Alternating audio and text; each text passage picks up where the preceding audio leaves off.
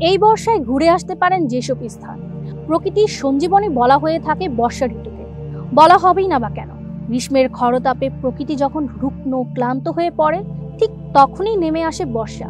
প্রাণ ফিরে পায় প্রকৃতি। প্রকৃতির সঙ্গে আমাদের নিষ্প্রাণ হৃদয়ও যেন ফিরে পায় সজীবতা।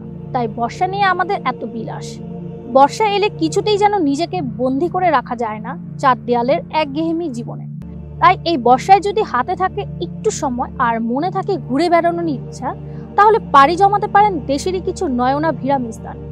বর্ষার এসব জায়গা হয়ে ওঠে আরো প্রাণবন্ত, আরো উপভোগ্য। বর্ষা যাপনের জন্য উপযুক্ত এমন কিছু স্থান সম্পর্কে জানা যায়। সাজেক ভ্যালি, রাঙামাটি। বাংলাদেশের মেঘের উপত্যকা হিসেবে খ্যাত সাজেক বর্ষায় হয়ে ওঠে রূপকথার জগতের মতো। পাহাড়ে মেঘের খেলা, ঝিরিঝিরি বৃষ্টি আর সবুজের মোড়ানো উপত্যকা আমাদের নিয়ে যাবে এক অন্য জগতে। সাজেক সারা বছরই সুন্দর, তবে বর্ষার এই সৌন্দর্য যেন অন্য এক উচ্চতায় পৌঁছে যায়।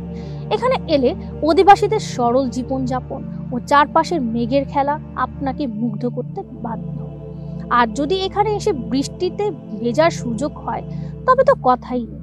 বৃষ্টিতে ভেজার পর জানালার ফাঁকে ঝুম বর্ষার ভিজে থাকা পাহাড়, হাতে এক কাপ ইস্পাহানি মির্জাপুর চা আর হেডফোনের রবীন্দ্রসঙ্গীত, এর চেয়ে সুন্দর বর্ষা যাপন আর কি হতে পারে।